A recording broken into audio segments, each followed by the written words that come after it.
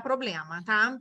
Então, agora a gente vai passar a bola para o Tiago, né? O Tiago Barreira, que é graduado em Economia pela Fundação Getúlio Vargas aqui do Rio, né? Pós-graduado em Filosofia pela Faculdade de São Bento, aqui no Rio também. Jornalista, escreve regularmente sobre tópicos relacionados à filosofia, cultura e economia. O tema que o Tiago traz hoje é o papel do ensino clássico nos dias atuais. Bom, primeiramente, boa tarde a todos. Eu quero agradecer pelo convite da Renata, que não está aqui presente, pelo convite de participar desse programa. Eu quero também agradecer também a todos os demais convidados que também estão aqui presentes. Como já foi apresentado, né, meu nome é Tiago Barreira. Eu, na área de filosofia, né, eu já desenvolvi alguns trabalhos ligados à área de filosofia da ciência e filosofia da mente, e eu já atuei também na área de jornalismo durante algum tempo. E atualmente eu acompanho e participo de projetos e trabalhos ligados ao tema de cultura e economia também.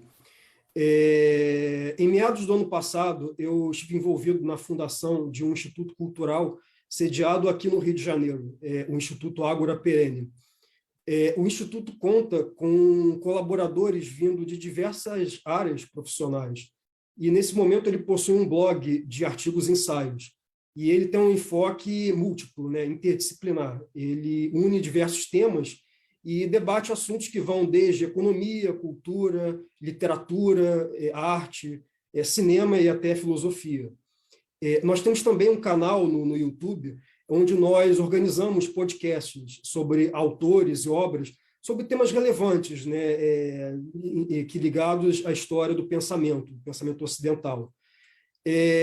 Eu quero deixar nesse quadro a minha pequena contribuição para essa discussão toda sobre educação, né, e eu quero falar das minhas impressões sobre a cultura em geral no Brasil, né. Então, feitas essas considerações, eu começo aqui a falar sobre o ensino clássico, né? O que é o ensino clássico? Por que ele é tão importante para os dias atuais?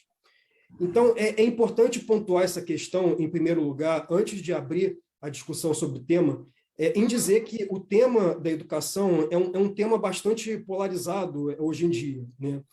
No debate educacional hoje no Brasil, existem dois polos extremos. De um lado, existe um lado que defende que o papel da educação deve ser somente profissional, né? Que deve ser o de preparar alunos para ter somente habilidades práticas. E daí esse foco pesadamente técnico, utilitário, em que se voltam as disciplinas, né? A preparação profissional, sim, ela é uma dimensão importante na vida das pessoas, se não uma das mais importantes. E isso é um fato. Mas nós corremos o risco de cairmos num reducionismo, né, utilitarista, se limitarmos todo o ensino a só isso, né? Essa hiperespecialização profissional, ela possui efeitos limitantes para a inteligência e para o conhecimento, e pode acabar inibindo o progresso das próprias especialidades, né? Porque o que seria dos biólogos, né, sem a terminologia latina, dos nomes científicos, né?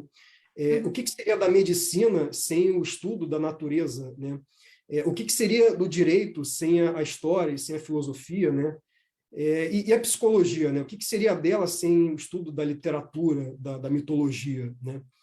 Então, por isso, o conhecimento em si, ele não pode ser nunca algo instrumentalizado, né?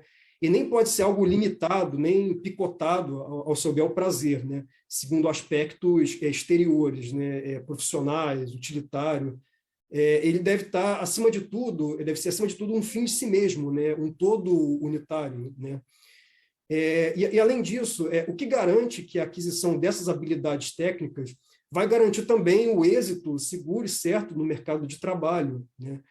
Porque a gente vive hoje em uma economia moderna que é muito dinâmica, né? São inovações técnicas que surgem a todo momento, né? São novas profissões que surgem a cada momento, né? O que garante que essas habilidades técnicas que nós aprendemos nas escolas, elas continuarão a ser válidas daqui a 20, daqui a 30 anos, né? Sim. Se elas se tornarem obsoletas, né? Por isso a importância de termos um ensino que se foque sempre no todo, né, e nunca nas partes, né? Por isso que eu acho que o ensino brasileiro ele padece desse grande mal, que é esse de ser fragmentado em especialidades, né? São áreas que possuem sua própria linguagem, né, e que não se comunicam entre si, né? Uhum. Então, você vai ter, por exemplo, a pedagogia, né, que segue um currículo de ensino próprio e independente. Você vai ter as ciências sociais, que segue outro currículo. Você vai ter as letras, que segue outro. Olha que absurdo, né, isso, né? Cada um com uma visão parcial, assim, recortada da realidade, né? Só que os problemas e questões humanas, elas exigem uma visão do todo da realidade, né? É preciso que o ensino ele esteja orientado segundo o todo, né? E não segundo as partes, né? E é isso que o ensino clássico propõe, né? Em contraponto a esse ensino especializado, ele é um ensino integral, né? Ele ensina a olhar para esse todo, né, da realidade, né? Pessoal, nós tivemos uma queda de energia aqui que tirou todo mundo lá, menos vocês que estão aí, né? A imagem, as imagens e o áudio, tudo continua sendo gerado lá pela nossa antena, mas eu aqui fiquei fora do ar, porque caiu mesmo, caiu aqui o sistema de energia elétrica aqui. Eu estou com uma pessoa que abriu a imagem aqui, mas tem um ventilador de teto girando aqui, tem 2 números aí na tela. Eu pediria à pessoa que, se estivesse me ouvindo, por gentileza, se identifique, coloque a imagem. Eu não sei nem quem é, porque Também só tem não um nome. sei. Tem um nome aqui. E eu gostaria de pedir que a pessoa, se a pessoa estiver nos ouvindo, que ajuste a imagem, por gentileza, e coloque o nome na tela. Senão, infelizmente, vou ter que ser obrigado a fechar a imagem aqui. Fechar. Tá bom? Mas vamos lá. Eu acho que é melhor. Eu não peguei a fala. Tiago. Você me desculpe, Fernanda, só um instante. Eu não peguei a fala do Tiago, né? Então, desculpe, eu estou completamente voando aqui. O que aconteceu com o pico de luz aqui, os outros pegaram. Volto a repetir, o sinal foi cortar apenas para mim, para o resto do mundo não. Então eu não consegui pegar, nem para poder interagir com você. Sem problemas. Eu acho muito importante isso que você vem falando, né? Principalmente por ser professora atuante, né? Eu já falei aqui, né? Eu, minha irmã, meu marido, somos todos da área da educação, né? E eu acho melhor você... Isso, desligar o áudio, senão a gente vai ficar ouvindo. E aí, assim, essa importância desse olhar, né, para essa questão generalista mesmo e não fragmentada, né? Essa questão é melhor derrubar o Paulo. Continue. Sim. Então, assim, com essa questão do ensino clássico, né, resgatando o que era outrora, né? Porque antigamente era assim que funcionava, não é, Tiago? Sim, na verdade, o ensino clássico que nós tínhamos exatamente isso, né? A nossa educação secundária, nós tínhamos o ensino clássico e o ensino científico, né? E para qualquer pessoa, né, que tenha mais de 50, 60 anos, lembra de como é que era esse ensino, né? Que era o ensino orientado a essa visão generalista, né? Que você aprendia literatura, você tinha certo ensinamento de retórica também, de gramática, inclusive de latim, né? Então, foi justamente a perda dessa visão generalista, dessa educação humanista, quando você teve o fim dessa separação entre ensino clássico e científico, na década de 70, quando ela foi substituída pelo primeiro e segundo grau, a nossa educação no Brasil começou a declinar bastante. Exatamente. E cada vez pior, né? Agora, nós temos, não sei se você está atualizado, mas nós temos uma nova roupagem do ensino médio, né? Você está atualizado em relação a isso? Na verdade, esse do ensino médio novo justamente acaba seguindo um pouco dessa visão tecnicista, de você acabar se focando bastante, né, nessa visão profissionalizante, né? Não que essa visão profissionalizante não seja algo importante, ela como eu mencionei, né? Mas a redução, né, por exemplo, do currículo de filosofia, né, isso é algo que realmente faz falta bastante, né? Mas a gente tem que lembrar também que existe também, além desse extremo, né, dessa educação tecnicista, existe também um outro extremo também nesse debate educacional, que também é muito defendido e que também não é uma solução adequada, né? Quando você fala que tem um grupo que diz que, principalmente na pedagogia, não, vamos superar, né, essa especialização de tecnicismo no ensino, vamos educar para transformar a sociedade, né? E essa coisa de educar para o mercado é uma imposição absurda, né? É uma verdadeira castração, né, do pensamento, né, segundo dizem. Só que nesse polo de debate, né, tem até uma corrente que é muito falada, né, que é do Paulo Freire, né? Ele fala muito da educação bancária, né, que ela serve para impor padrões, para perpetuar estruturas de opressão aos alunos, né? E contra essa educação bancária, vamos criar alunos mais críticos e autônomos. Assim, eu concordo, sim, em desenvolver a autonomia e o senso crítico. Sim, isso é fundamental. Deve-se incentivar isso, né? Só que existe um problema nesse raciocínio, Fernanda, se levarmos isso até as últimas consequências, porque a assimilação de padrões não necessariamente tolhe a criatividade e o senso crítico. Muito pelo contrário, né?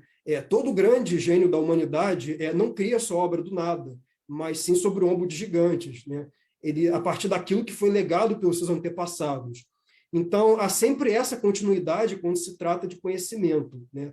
Então, você vê muito essa ânsia de romper com o passado, né? Mas é uma ânsia de romper com o passado que você não conhece muito ele a fundo, né? Então, assim, eu convido a cada um que esteja ouvindo que veja esse ponto com cuidado, porque a pedagogia moderna, ela fala muito, essa pedagogia romântica, construtivista, né? Ela fala muito em romper com padrões, mas não se preocupam muito em preparar alunos para estar à altura desses padrões, né? Porque se nem à altura desses padrões você consegue estar, a altura de romper com eles menos ainda, né? Porque chega até curioso isso, porque quanto mais fala em romper com padrões, quanto mais se torna até algo compulsivo, né, rotineiro, menos uma pessoa consegue visualizar uma ideia nova, né? Então, não existe educação sem ponto de partida da tradição, né? Ela requer, num primeiro momento, esforço e assimilação, né? E só depois de muita assimilação é que podemos alcançar autonomia e liberdade, né, nesse sentido. Sim, eu acho que há um grande problema, inclusive, com relação à condução da coisa, né? Eu acho que o grande X da questão, acho que o grande nó aqui no Brasil é a condução desse conhecimento, tá? Eu trabalho na educação já há 25 anos, tá? E eu vejo, assim, umas coisas acontecendo dentro da escola muito tristes, né? Onde os professores eles fazem as suas opções, né? Eles ignoram sumariamente muito do conteúdo que né, obrigatório, o conteúdo mínimo a ser trabalhado, e ele assim, não, isso daí eu não vou falar porque isso eu sou contra, ou vou falar da minha versão, do meu jeito, né? Eu acho que de uns tempos para cá, a minha percepção, e eu sempre trabalho muito isso na escola, enquanto coordenadora, né? Eu sempre trabalho isso. Eu falo assim, gente, olha só, eu, Fernanda, do lado de fora dessa instituição, eu sou direita, sou esquerda, sou piuí, para frente, para trás, qualquer coisa, né? Lógico que meus hábitos morais, eles vão, né? Visivelmente, a pessoa que convive comigo vai perceber se eu sou lado A ou lado B, hoje em dia, né? Hoje em dia que está com essa coisa muito deflagrada. Só que dentro da escola, eu não sou lado A, lado B, nem meio do muro. Eu sou profissional da educação. Então, eu apresento o lado A, o lado B e dou a permissão ao meu aluno para ele fazer a sua escolha junto aos seus familiares, né? Eu acho que isso é o que eu desejo de uma escola para os meus filhos, e é o que eu oportunizo isso toda vez que eu entro dentro de uma sala de aula. Seja para aluno pequenininho, porque eu tenho toda a habilitação para trabalhar desde a educação infantil até o ensino superior, né?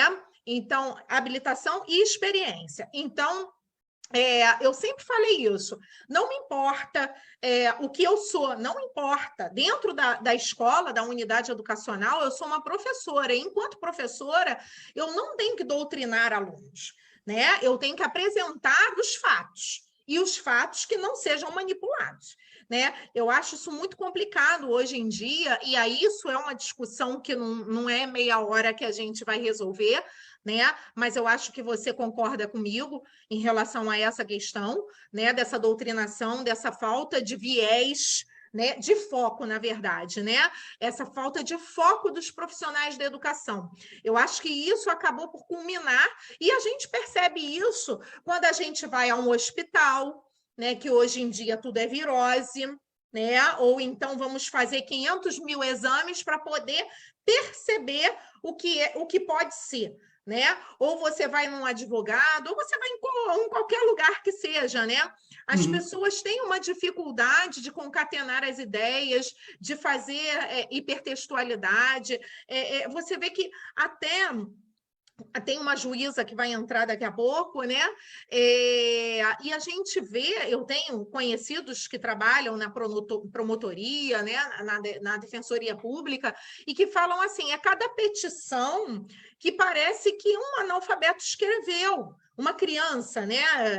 Não um analfabeto, um adulto, mas uma criança que está aprendendo, ela tá né? Que vai escrevendo, né? Sem ter muita coerência e coesão, que são as criancinhas lá dos primeiros anos do ensino fundamental. E aí isso daí pesa muito. E aí vai lá ao encontro da questão também do colega que estava falando antes, né? A importância da literatura, de se investir em literatura, enfim.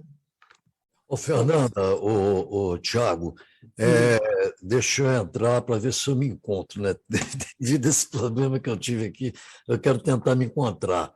Essa questão aí, ô, Fernando, Tiago, isso já não vem de hoje. Isso já vem de bastante tempo para cá. Vem de bastante tempo para cá. Fernanda tem razão quando diz, principalmente nesse momento que o país vive, né? Nós temos eleições aí polarizadas e outras coisas, mas a nossa missão aqui não é nem discutir essa questão, mas ela vem à tona. Eu também me encaixo no que a Fernanda está dizendo aí. Eu, por exemplo, eu sou jornalista, eu sou sociólogo, eu sou radialista, eu tenho lá os meus títulos, mas eu não os coloco aqui para falar sobre as minhas ideologias. Todos nós temos as nossas ideologias, as nossas escolhas e preferências. Entretanto, não deveremos colocá-las como profissionais em público. Eu pelo menos, eu não sei, não me lembro de ter colocado alguma coisa, mas eu faço tudo, absolutamente tudo. Muitas pessoas me mandam WhatsApp, e-mail, você vota, olha que absurdo, você vai votar em quem? Qual o seu partido político? Eu não vou divulgar em quem eu vou votar. Primeiro que eu voto, você vê a imbecilidade das pessoas. Me desculpe o cara ouvinte que faz isso, mas são coisas assim que, perdão, pessoal, mas são uma imbecilidade. Eu jamais vou divulgar aqui o meu candidato. Eu jamais vou divulgar o partido político, ou qualquer coisa que eu valha. Eu sou apenas um profissional, entendeu? Profissional, eu sou exatamente. Existem profissões, né? Existem profissões em que eu acho que qualquer, né? Qualquer outra pessoa pode ficar, né, divulgando, fazendo, mas eu acho que assim é muito sensível um jornalista, né? e um professor, ele fica militando, né, dentro do seu padrão. Eu acho que cada um tem o seu... Fale, Tiago, fale. Só queria fazer só um adendo importante, né? Essa questão da politização, né, da educação, ele é um reflexo também da politização em todos os campos que a gente está tendo na nossa sociedade, né? Isso é um reflexo da nossa decadência cultural, né? Isso é um sinal mais claro de que existe essa decadência cultural do nosso país. E é papel justamente dos educadores, né, em darem um exemplo e não seguirem, né, esses modismos, né, sociais que a gente tem, né? São justamente os educadores que mais devem ser contrários a esse tipo de politização, né? Porque eles são um exemplo para o restante da sociedade, eles dão modelos, né, ideais, né, do que é culturalmente, espiritualmente elevado, né? Então, são justamente eles que devem mais assimilar todo esse passado, toda essa tradição cultural do passado, né? E tem até uma questão, há tanta urgência disso, porque quando você volta as costas para esse passado escraviza as pessoas, né? Porque nós, por exemplo, nesse debate educacional, são esses dois lados. De um lado, essa educação tecnicista, utilitarista, e de outro, essa educação romântica, não crítica, mas é crítica vazia de tudo, né? Crítica sem assimilar nada.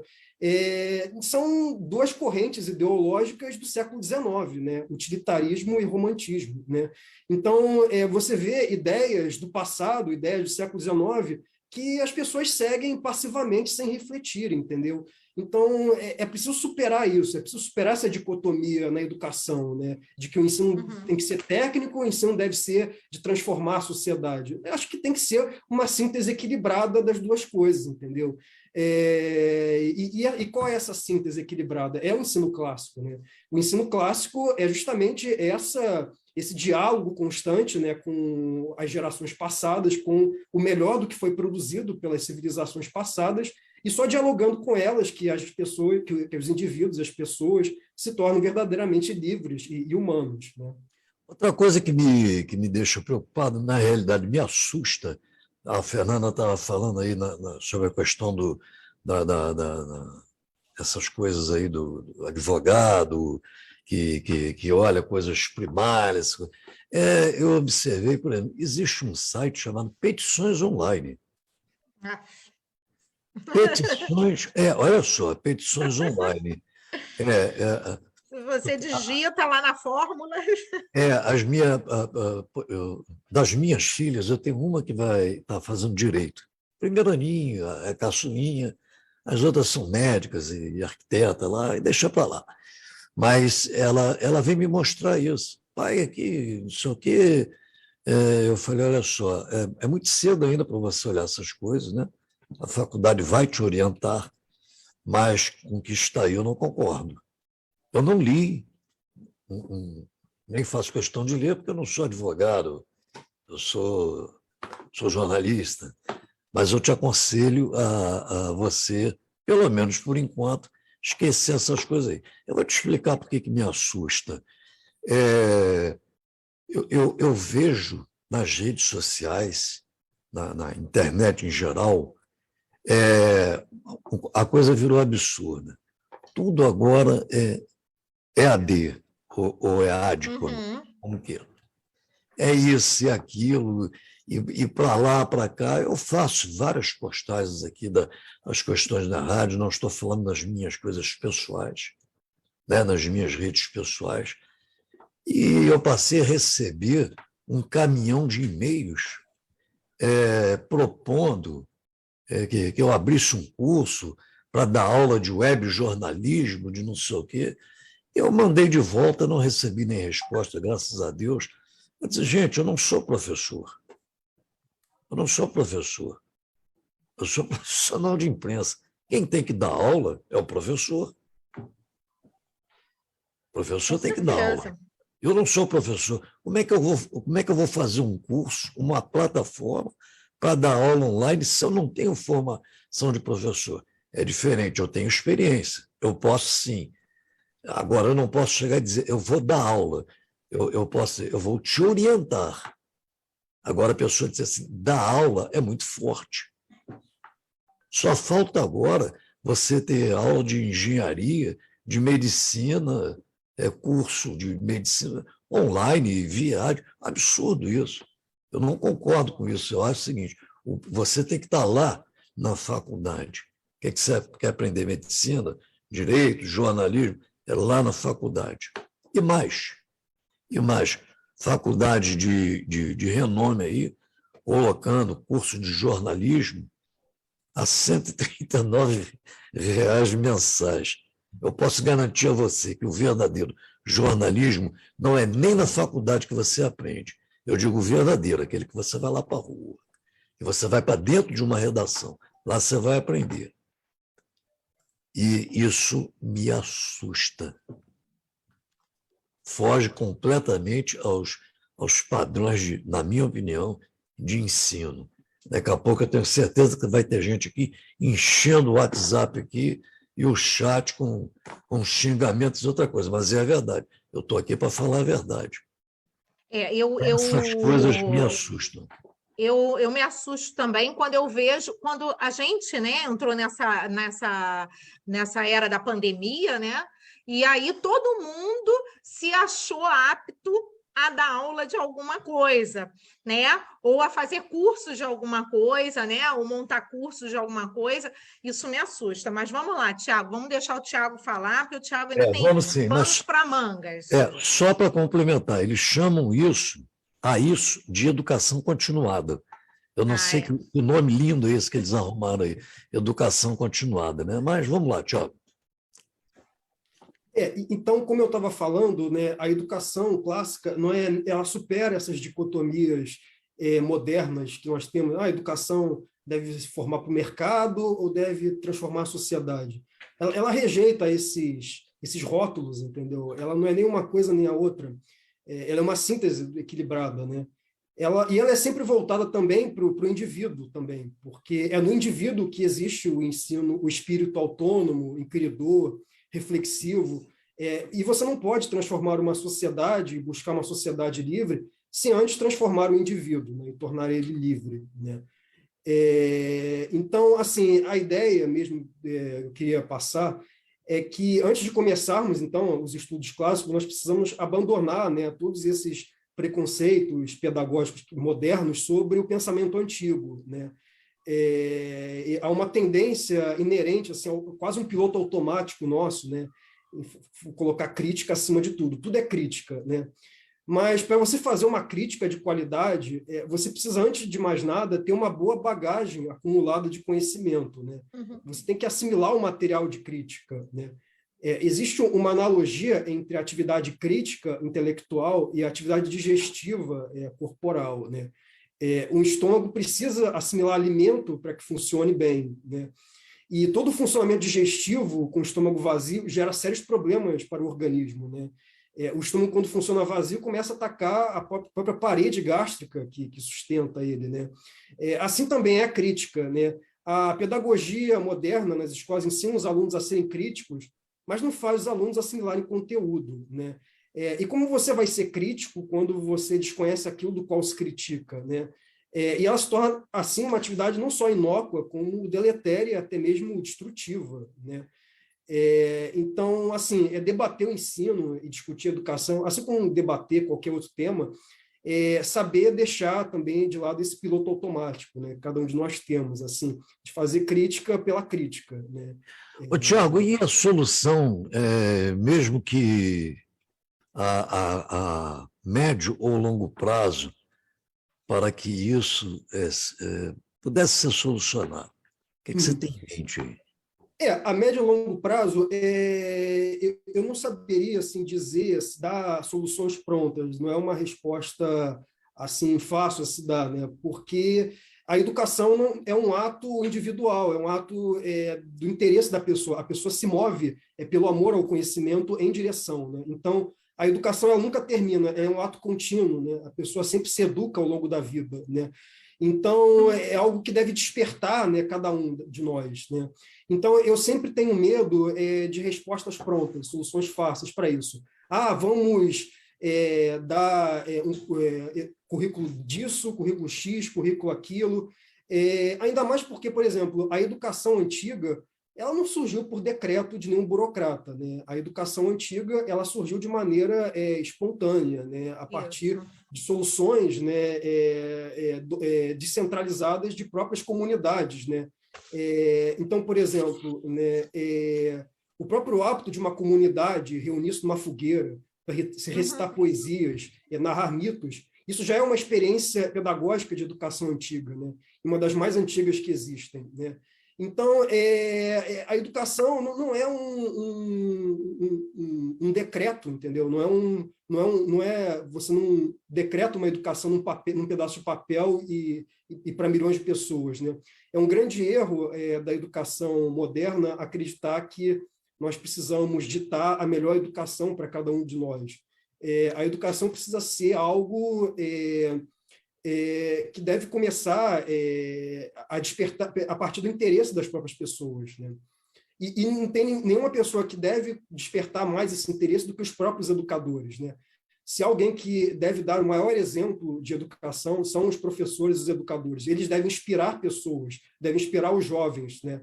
E só com educadores bem educados, bem preparados, aí sim que nós podemos já pensar em como melhor educar os nossos jovens, né? Você acabou de dar uma solução que eu pedi aí. Pois é. Dar uma solução, não. Sugerir uma solução. Isso. Porque, olha só, você falou uma coisa em decreto. Aqui no Brasil, tudo se começa e termina por decreto. Essa é a grande verdade. Tivemos lá no passado, o ex-prefeito César Maia decretou que existia uma coisa chamada, que derrubou ele politicamente, que chamava-se aprovação automática. Você sabendo, não sabendo ler e escrever, você está aprovado, para você se mandar logo da escola. Isso é um dos maiores absurdos políticos que eu vi nesse país até hoje. Felizmente, só ocorreu aqui no Rio de Janeiro, né? E acabar uma pandemia por decreto também. Vários prefeitos de várias cidades desse país simplesmente acabaram com uma pandemia por decreto. Isso não existe. E a gente, com relação à educação, a gente sofre muito. Eu que sou do serviço público, né, há 25 anos, a gente vê assim, sai o César Maia, né, entra o Eduardo Paes, entra o Crivella, entra não sei quem. Aí, assim, tudo que estava dando certo, né, antes, porque não pode dar continuidade ao que era do outro prefeito, porque é o nome do outro prefeito que vai ser vangloriado. Gente, isso não entra na minha cabeça de forma nenhuma. Tantas coisas maravilhosas que nós vimos acontecer na educação, pelo menos eu vi, né? Enquanto aluna da escola pública, né? Eu tenho 42 anos, então eu estou inserida na educação pública municipal desde os meus 7 anos de idade, né?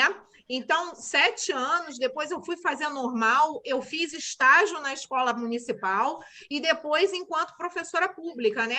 Então, assim, desses 42 anos, 25 são 35, perdão, são dentro da escola pública direto, enquanto aluna, enquanto professora, enquanto, né, estudante de ensino profissionalizante em formação de professor. E, assim, quantas coisas ruins, né? Quantos decretos horrorosos como esse, né?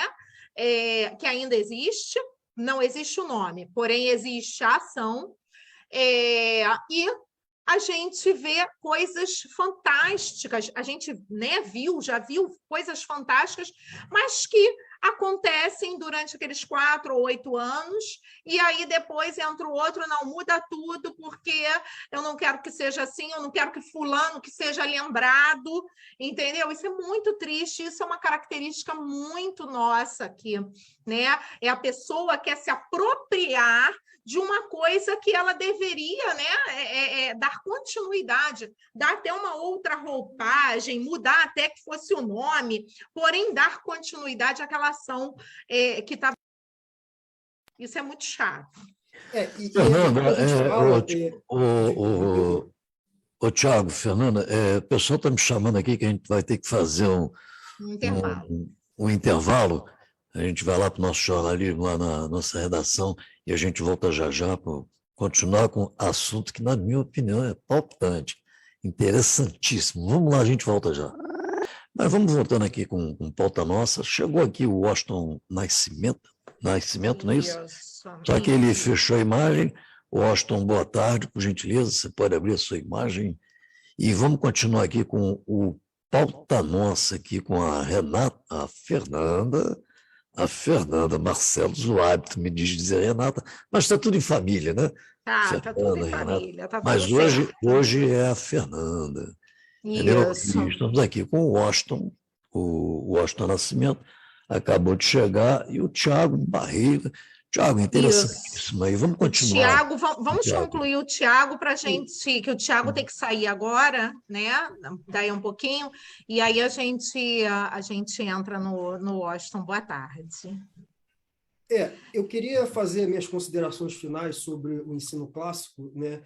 Em suma, ele vem sendo muito mal compreendido pela modernidade como algo retrógrado, antiquado, e até mesmo algo até etnocêntrico, alguma imposição colonialista, né?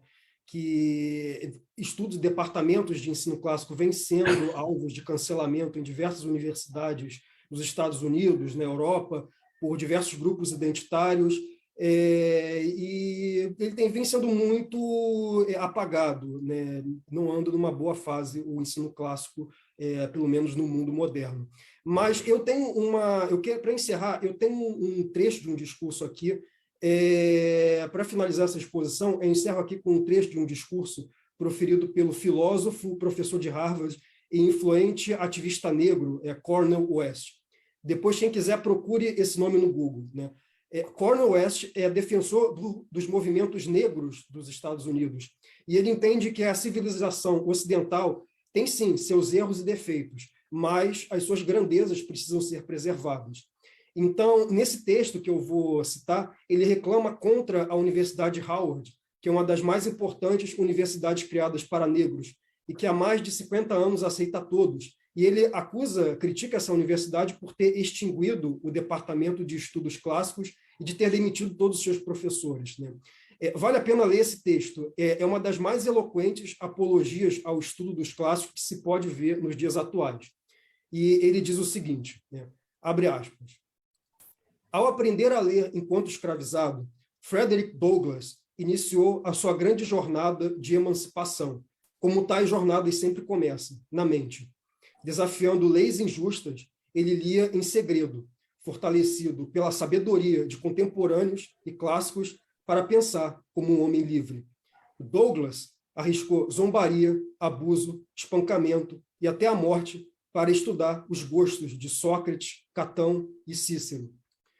Muito depois dos encontros de Douglass com esses pensadores antigos, o pastor Martin Luther King seria igualmente galvanizado por sua leitura dos clássicos quando era jovem seminarista. Ele menciona Sócrates 3 vezes na sua carta da prisão em Birmingham, em 1963. No entanto, hoje, uma das maiores instituições negras da América, a Universidade Howard, está diminuindo à luz da sabedoria e da verdade que inspirou Douglass, King e inúmeros outros combatentes da liberdade. Em meio a um movimento de priorização educacional, a Universidade Howard está dissolvendo seu departamento de clássicos. O corpo docente efetivo será disperso para outros departamentos, onde seus cursos ainda podem ser ministrados. Mas a universidade enviou uma mensagem perturbadora ao abolir o departamento. A campanha contínua da academia para desconsiderar ou negligenciar os clássicos é um sinal de decadência espiritual, declínio moral e uma profunda estreiteza intelectual desenfreada na cultura americana. Aqueles que cometem esse ato terrível tratam a civilização ocidental como irrelevante e não digna de prioridade, ou como prejudicial e digna apenas de condenação. Infelizmente, na concepção de nossa cultura, os crimes do Ocidente se tornaram tão centrais que é difícil acompanhar o melhor do Ocidente. Devemos estar vigilantes e estabelecer a distinção entre a civilização e filosofia ocidentais, por um lado, e os crimes ocidentais, por outro. Os crimes nascem de certas filosofias e de certos aspectos da civilização, e nunca de toda ela. O cânone ocidental é, acima de tudo, uma conversação entre grandes pensadores ao longo de gerações, que se enriquece à medida em que acrescentamos as nossas próprias vozes e a excelência das vozes da África, da Ásia, da América Latina e de todo o mundo. Nunca devemos cancelar vozes nessa conversa, seja a voz de Homero, seja a voz de estudantes da Universidade de Howard, pois esta não é uma discussão qualquer. O cânone ocidental é um amplo diálogo entre a nata da nossa civilização sobre as questões mais fundamentais. Trata-se de perguntar que tipo de pessoas somos nós. Não importa em que contexto nos encontremos. Trata-se de viver mais intensamente, mais criticamente, mais compassivamente. Trata-se de aprender a prestar atenção às coisas que mais importam e desviar a nossa atenção do que é superficial. A Universidade de Howard não está removendo seu departamento de clássicos isoladamente. Este é o resultado de um fracasso maciço em todo o país da instrução, que agora nada mais é do que a aquisição de habilidades, a aquisição de rótulos, a aquisição de chavões. Instrução não é educação. A educação lança as bases da singularidade das pessoas para serem tudo o que podem ser, à luz de sua singularidade irredutível. É o amadurecimento e o cultivo de seres humanos a serem espiritualmente intactos, moralmente equipados. A remoção dos clássicos é um sinal de que nós, como cultura, adotamos desde a mais tenra idade a educação utilitária, em detrimento da educação formadora da alma. Para acabar com essa catástrofe espiritual, devemos restaurar a verdadeira educação, mobilizando todos os recursos intelectuais e morais que pudermos para criarmos seres humanos de coragem, visão e virtude cívica. Esta abordagem clássica está unida à experiência negra. Reconhece que o fim e o objetivo da educação é realmente o hino do povo negro, que é levantar todas as vozes. Isso significa encontrar sua voz, não um eco ou uma imitação dos outros. Você não pode encontrar sua voz sem estar fundamentado na tradição, fundamentado em legados, fundamentado em heranças. Como o filósofo alemão Hans-Georg Gadamer enfatizou no século passado, as tradições são inevitáveis, inescapáveis. A questão não é se você vai estar a serviço de uma tradição, mas de qual. Mesmo a escolha de nenhuma tradição deixa as pessoas ignorantes em uma linguagem que não criaram e estruturas que não entendem. Envolver-se com os clássicos e com a herança civilizacional é um meio para encontrarmos a nossa verdadeira voz. É assim que nos tornamos completos, espiritualmente livres, moralmente grandes. Fecha aspas. Então foi esse o discurso de Cornel West, um defensor da causa negra dos Estados Unidos, fazendo uma brilhante defesa da tradição do ensino ocidental. Logo, educação clássica importa. Muito obrigado. É isso aí, o Cornel West e outros aí, né? Eu sou fã, né? Eu li o livro, vi o filme, né? O Malcolm X, sensacional. São quase 3 horas de duração, além de tudo que a gente conhece sobre Luther King, né? Luther King Jr. e outros mais por aí. Parabéns aí pelo texto. Sensacional. Muito obrigado pela sua presença. O Grupo Mundial News de Comunicação deixa sempre as portas abertas aqui. E não nos abandone, por favor. Boa, Fernanda. Vou te falar. Obrigada. É um tema muito abrangente. Obrigada. Muito, muito. Tá certo.